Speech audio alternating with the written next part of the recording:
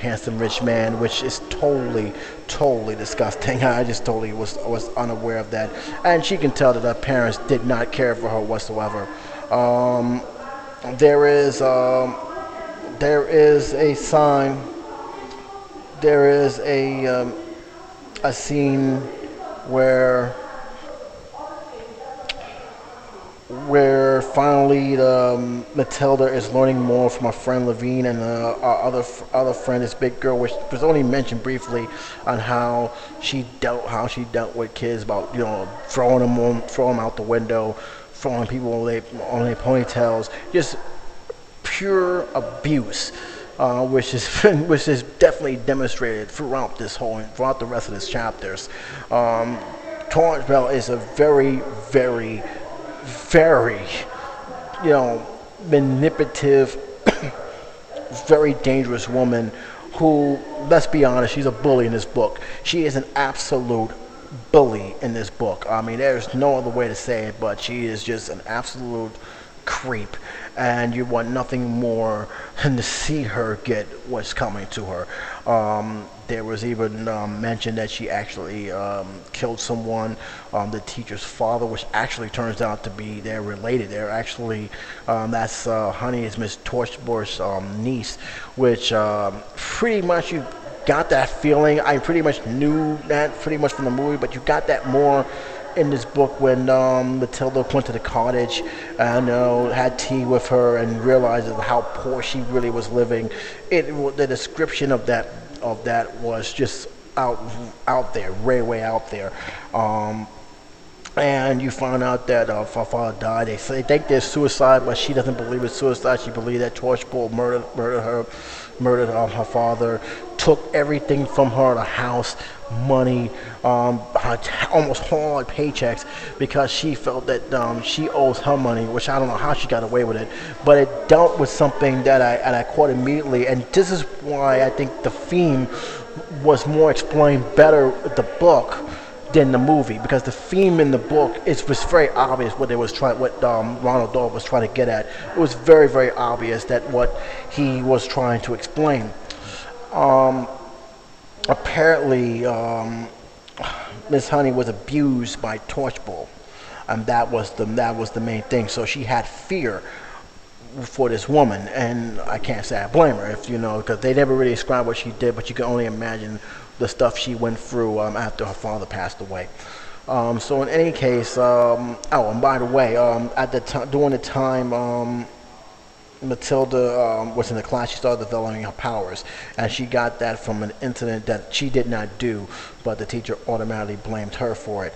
And what ended up happening was the fact that she actually was so angry that her powers just exploded, knocking over the cup, knocking over the headmistress cup, which, by the way, she was in the class trying to do so-called teaching, but in reality she just wanted to be a bully and pick and beat up on kids. That was her main goal, because I'm not buying she came there to help the class. She talked down on them, she belittled them. There was no need for that. These are kids who are just trying to learn how to read and write.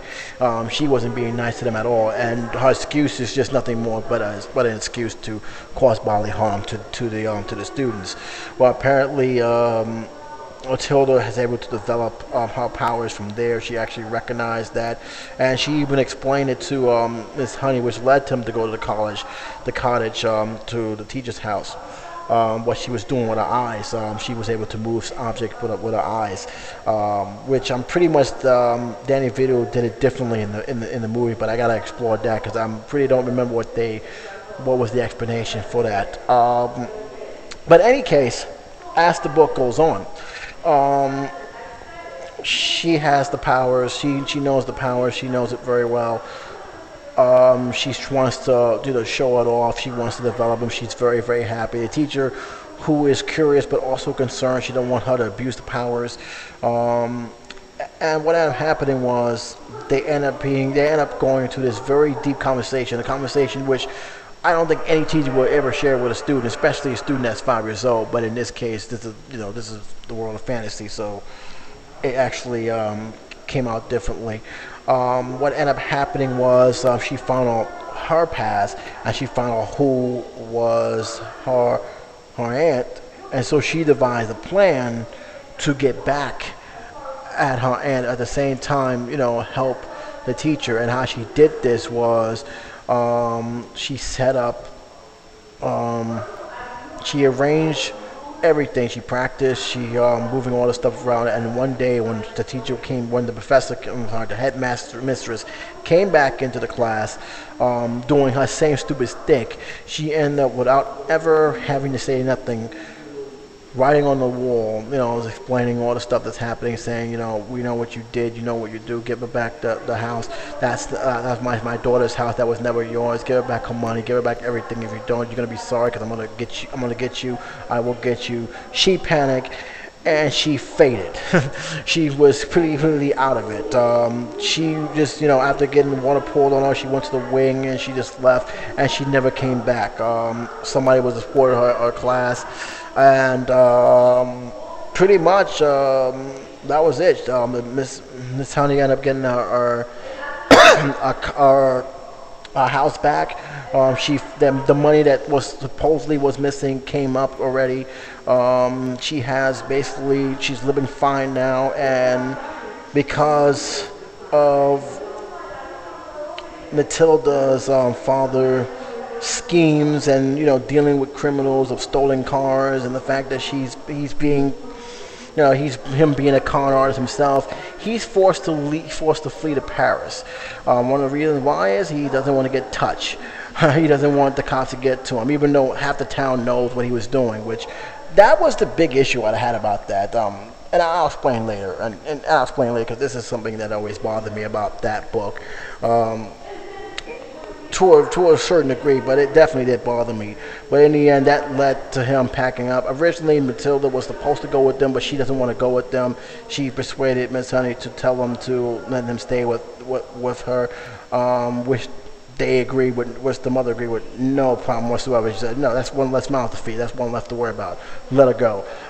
The little brother, which, by the way, in this book, he was just an average kid. I actually liked her brother very, very much. I would only wish that it was more to his character than just a few bit lines. But when he was there, he was actually likable. He wasn't mean at all.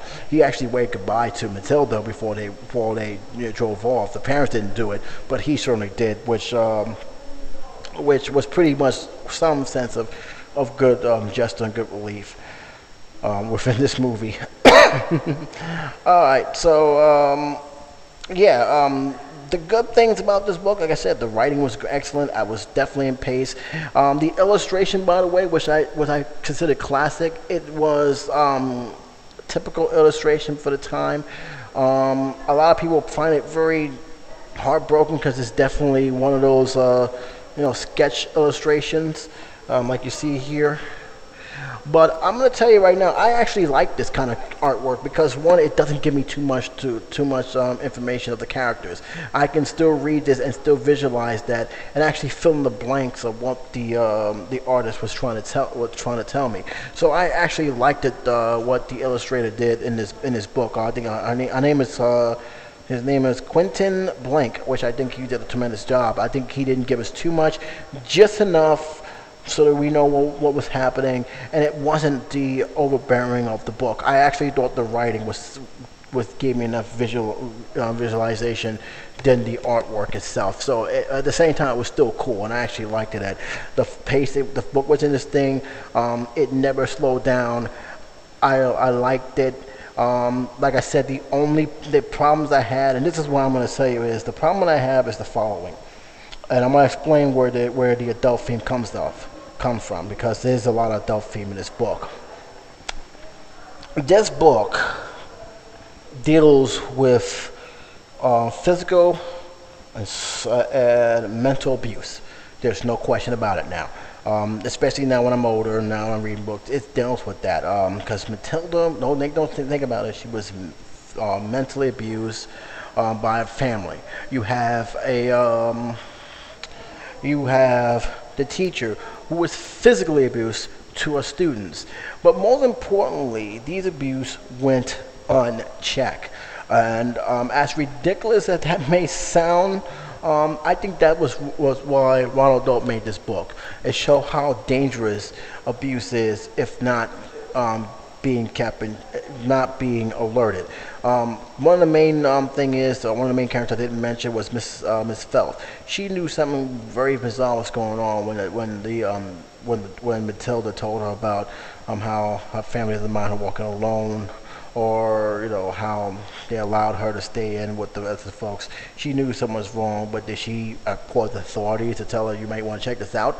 No, she actually mind her business. I got news for you. During the 80s, at least the latter part of the 80s, that was the main issue. Many people did not interfere with other people's family lives, even if they knew something serious was happening, like bruises or injuries. They did not interfere. They mind their own business. I think this book tried to tell, hey, listen, if you don't mind your business, somebody could very seriously hurt, because these kids were being abused. And that brings me to my second thing about this book, which I actually want to bring out. People knew the family was nothing but thieves and arrogant people. They knew that it's just mostly with the end. They knew that that the father went on to some bad times. They knew that eventually there was sooner or later they was going to get caught by the cops. But here's the thing: if they knew all this, and this is just me, why didn't they call the cops and say, yo, there's two kids in there, we're concerned for them, you might want to do something fast before they skip town, because we fear that those kids are going to be in more danger. That never really happened in this book. It really, it's like, oh, well, this is common, it's just normal, everything worked themselves out. In fact, the teacher, Miss Honey, which I still like in this book, at least until the final chapter, really said, oh, you still got to go with them. Wait a minute, you just told Matilda what was going down, and you're not concerned that she may be in moral danger by staying with the family? I mean, that's something that I always had a problem with, especially in this book, because it's like this world really really just turn a blind eye just on purpose. I mean, come on. I mean, there's a lot of stuff going on here. You just can't walk away from that, and that was the thing I had a problem with. I really did. Very, very much. Another thing I had a problem with is like I said, not much of a problem, but a concern. It really does raise the question: is how much do these bullies put fear on their victims? Because, like I said, Miss Honey was afraid of Aunt, very much afraid. Which those who are a victim of child abuse, I can understand. But how much it can really affect it. And I think that if an adult read this book, I think they should take heed of that very, very carefully, because this is something you do not, especially those who experience abuse, I think people should open up and be more aware that it can cause long-term mental harm that people may never recover from. And that book, at least I give Ronald Dahl credit for at least bringing